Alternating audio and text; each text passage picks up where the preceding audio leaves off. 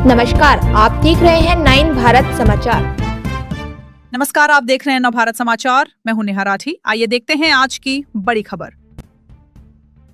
Rangapara railway भवन में 31वां तम ऑल इंडिया गार्ड्स काउंसिल का केंद्रीय अधिवेशन आज दूसरे दिन संपन्न हुआ। इस अधिवेशन में प्रत्येक राज्य स्तर पर के रेलवे ट्रेन मैनेजर सब हजारों सदस्यों ने ये केंद्रीय अधिवेशन में हिस्सा लिया। यह अधिवेशन में आमंत्रित अतिथि तौर पर काजीरंगा लोकसभा सांसद कामाख्या प्रसाद तासा भी उपस्थित रहे। इस दौरान आसाम के चाह बागों को लेकर आसाम के आकर्षणीय केंद्र स्थान को लेकर आलोकपात किया। सांसद ने साथ संवाद माध्यम से पूछताछ दौरान कई प्रश्नों का उल्लेख करते हुए कहा कि युद्धकालीन स्थिति बताया, लेकिन प्रधानमंत्री ने बताया तेल मौजूद है। इसके अलावा अन्य वस्तुओं की मूल्य वृद्धि कुछ जमाखोरी करने वाले के ऊपर उचित कार्रवाई की जाएगी और इस पर सरकार चौकन्ना है। रेलवे विभाग ने कर्मचारियों के लिए दावा किया कोई कमी नहीं, लेकिन कमी है तो सिर्फ चिकित्सकों की, जो प्राइवेट चिकित्सक होकर आते हैं और बाहरी चिकित्सा में रहते हैं। इसी के चलते स्वास्थ्य विभाग चरमरा रही है।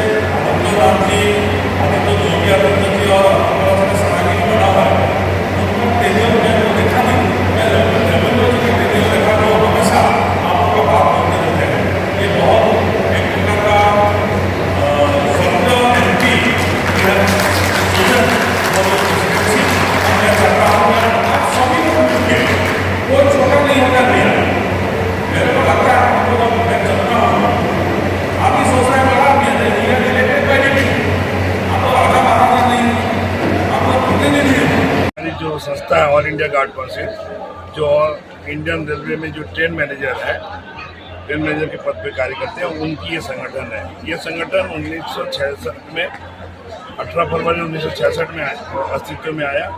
तब से आज तक उसका हर 2 साल में द्विवार्षिक अधिवेशन होती है। वो किसी न किसी जोन में हर बार अलग जोन में होती है। इसके पहले हम पूरी के बाद हम भोपाल में किए, पिछले पीजीएम, अब हम यहाँ पर कर रहे हैं। इसके बाद फिर अगली बार दूसरी जगह करेंगे। ये सिर्फ हम लोगों को, हमारे पूरे ट्रेन मैनेजरों को, जो हमारे कार्य है, जो हमारी समस्या है, उससे संबंधित बातों का आदान प्रदान करते हैं और फिर एक नई बॉडी का चुनाव होता है। प्रदर्शन ऐसा है कि इफेक्टिव तो होता है, कुछ आपके संविधान के मुताबिक भी आपको करना है। संवैधानिक अधिकार आपका धरना प्रदर्शन करने का है। और हम तो बीच में पूरी भारतीय रेलवे में हमारी जो मुख्य मांगे कभी कभी आज बहुत समस्या क्रिएट करती है, तब उस समय में हम धरना प्रदर्शन पूरे भारत में करते हैं। देखिए, वैकेंसी के जो पोजीशन है इंडियन रेलवे में बहुत बुरी तरह बाधित है। करीब हम लोग 58,000 का हमारा कैडर, सैंक्शन कैडर है, जिसमें अभी हमारे यहाँ 38,000 के आसपास काम कर रहे हैं। और उसके अलावा क्या है कि वैकेंसी होने के कारण ही जो समस्याएं जो ट्रेन मैनेजरों को लॉन्ग आवर ड्यूटी अक्सर करना पड़ रही है। और ये लॉन्ग आवर्स की कोई सीमा भी नहीं है, कभी 15 घंटा, कभी 20 घंटा ऐसी ड्यूटी होती है। साथ ही साथ जो एक ब्रेक वैन में जो निम्नतम सुविधा भी उपलब्ध नहीं है प्राय। अब तो खैर रेलवे हमारे साथ एक बात हुई है तो अब नए ढंग से ब्रेक वैन बन रही है, लेकिन उस ब्रेक वैन में जब तक के बैठने का जगह नहीं है तो एक लाइन बॉक्स थी जिसके प्रति हम लोग धरना प्रदर्शन किए। वो लाइन बॉक्स को भी कई जोनों में उसमें आज तक उसको, जबकि हम कोर्ट से जीते हुए हैं और कैट में हमारा केस स्टे में लगा हुआ है, बहुत सारे जोन अभी भी मनमानी करके लाइन बॉक्स को ट्रेन मैनेजरों को दे नहीं रही है। और इससे क्या हो रहा है कि ट्रेन मैनेजरों को गंदगी में और कहीं पे भी बिना सीट का भी कई बार 10-10, 12-12 घंटा ड्यूटी करना पड़ता है। चिकित्सा में तो बहुत सारी जगहों में, रेलवे में चिकित्सा विभाग में भी कर्मचारियों की कमी से वो भी जूझ रही है, वहाँ भी कर्मचारियों की कमी है। और रेलवे तमाम दवाइयाँ, अच्छी दवाइयाँ, सारी सुविधा उपलब्ध कराती है, लेकिन डॉक्टर जो है वो ज़्यादातर संविदा नियुक्ति वाले प्राइवेट डॉक्टर्स आते हैं, वो सिर्फ वहाँ पर आके अपने संबंध बनाते हैं और फिर बाहर जाके वो धंधा अपना चालू कर देते हैं।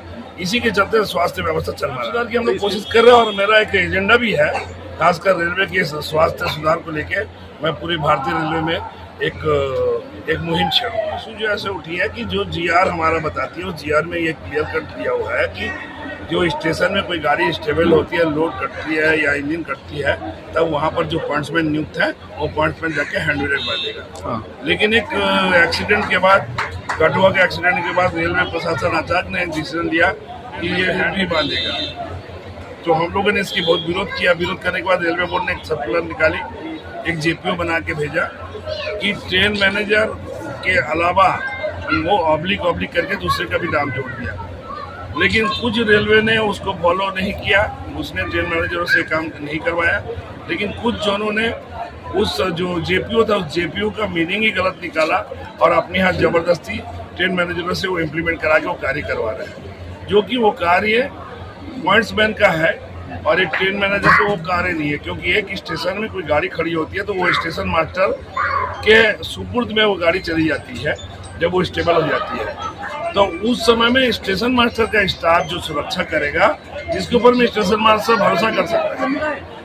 और कभी कभी ऐसी होती है कि ट्रेनों में जब गाड़ियाँ खड़ी होती है, इंजन कटता है तो वो लाइट इंजन भी कहीं पुश हो जाती है आगे, तो उस हालत में भी ये सिचुएशन क्रिएट होती है।